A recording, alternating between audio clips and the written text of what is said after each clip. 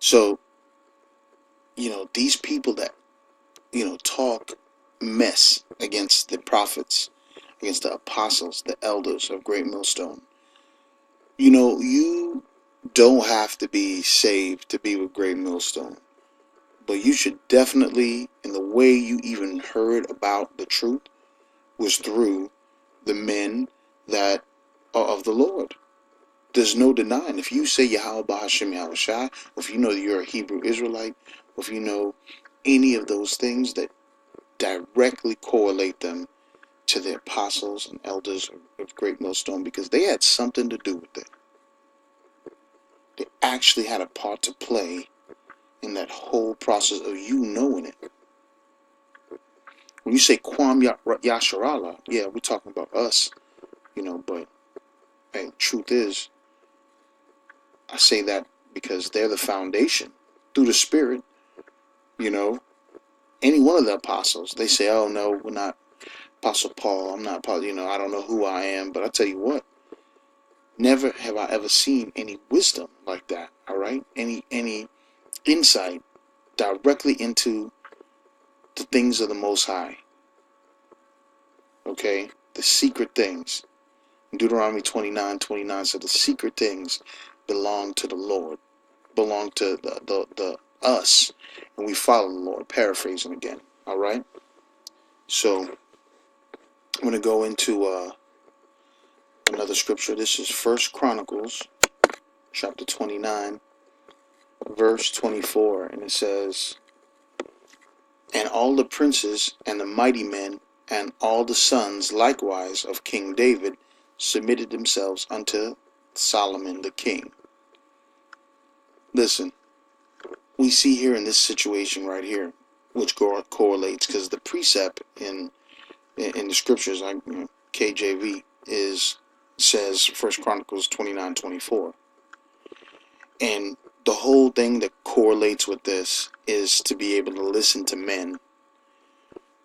The Lord has put preachers, men, prophets, teachers in our lives, the hopeful elect that He loves, that He has commanded to raise up as a time as this. He won't be denied in our midst. How are you not going to listen to them? How are you not going to listen to the things that they have got to say? All right. So we see here by example, all the princes and the mighty men of King David also listened to Solomon. And that's profound, which has a lot of meaning, right? Because guess what? Solomon is Yahweh Shai in reincarnate. All right. So that's in reincarnation. So in reincarnate is the root word. So listen, you can't get that. You can't get a lot. All right. But that's done for you. And you have to be under submission. You got to listen right here, back in Ecclesiastes 8. It says, verse 2, I counsel to thee, keep the king's commands in regard to the oath. Okay, the precept for that is also in Romans, but it gets even better. Romans 1, and this is what I was looking for early in the other scriptures. Romans chapter 1, verse 25. Who changed the truth of Yahweh by Hashem Yahweh Shai into a lie, and worshipped and served the creature more than the Creator, who is blessed forever? All right. So we see right here that clearly, all right, clearly there has been some dissension. There's people here Paul was talking about that are just not following off of the scriptures of Yahweh Shem Shai. Also the teachings that taught about Yahweh Shai, that He was here, that the Messiah that was written in the scriptures that you've been looking for has been here. Now who's going off and saying something different? All right. And it keeps on going and going further. Verse 26, for this cause the Most High gave them up to vile affections, for even their women did change the natural use into which is against nature. All right. So the Most High was like, hey, listen, you're done. I'm going to give you up in all kinds of things that are not lawful. All right. And so it goes further and further. Literally, men's mind changed. All right, really important, So, but I want to go into Jude because it's another place that speaks about this. It's really important. Verse. Let's see if this is it. Jude 11. It says, "Woe unto them, for they have gone in the way of Cain, and ran greedily after the error of Balaam for reward." Hey, um, remember we heard about Cain, about when was told that you of your father the devil. Apostle Paul was saying, you've gone after. So you've chased the so-called white man, Rome, Esau, Edom. You chased after that, and even more so for gains. All right, shekels, silver. All right. I was trying to think of a few other words for it. Filthy lucre. All right, literally gone and chased after Balaam or Baal. All right, and perished in the gainsaying of Korah. All right, very important. We'll go to the gainsaying of Korah. So talk about gainsaying and the gainsaying. It's lucky here. I want to go into what that says. G483. Gainsaying, contradiction, opposition, rebellion.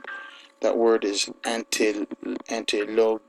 Antilogia. Strong's G485. Antilogia. Antilogia. That's gainsaying, contradiction, opposition, rebellion. All right, rebellion. So we definitely see what ended up happening. It was a rebellious type of situation. All right, and strife is another thing. That's a good. Here we go. Let's go antilogia, from a derivative: dispute, disobedience, contradiction, gainsaying, strife. So right there, Apostle Paul in Jude. Salakia, it was right there in Jude. All right, I was talking about, "Woe unto them, for they have gone in the way of Cain, and ran greedily after the error of Balaam for reward, and perished in the gainsaying of Korah." So, listen, we actually know that we're supposed to follow. We don't follow after men, all right? Because here, the sucker here is Romans 13, saying, "Oh, well, if we don't follow after the Lord, if we follow after the Lord, we can't follow after men." We can't see Apostle Paul, trying to put us in a box, trying to double talk Abba Bivens. All right, the rocketus, the epicenter of where it all started. How he was bringing a bunch of brothers and sisters, Akim Akwath, into the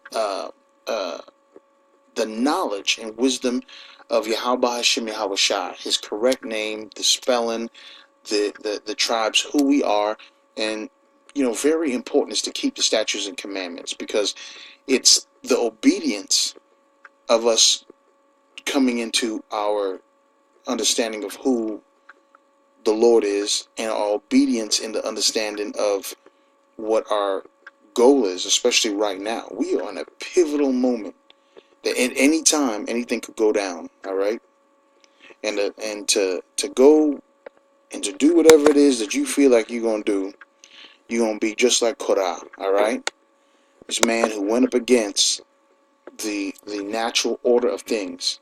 All right, Moses, Aaron. All right, you don't go against the Most High spokesman. So you can contend for this gospel. You can really fight for what you believe. All right, sweet Jesus came to do, and everybody whatnot. But one thing you must not do, G-Man, Cologne, vocab, James White the Edomite, and you just go on and go on and go on, is come against the men that in the order, all right, gainsaying. You're just like Korah, because Most High chose Moses as a spokesman, and here it is that he came onto the scene. All right, Numbers 16, Numbers 17 is going into his downfall. Okay, and we are supposed to do as it said, as an oath. All right, back in Ecclesiastes 8:2, I counsel thee to keep the commandment, and that in regard of the oath of Yahweh Bahashim Yahweh Shai. What's that oath? Hey, listen, that's a covenant and an oath that is made for Jacob. All right, to Israel. Okay, that's something you definitely have to understand and keep that within your mind, and don't be rebellious. Don't go along against leadership, camp leaders, people that elders, the scriptures first and foremost.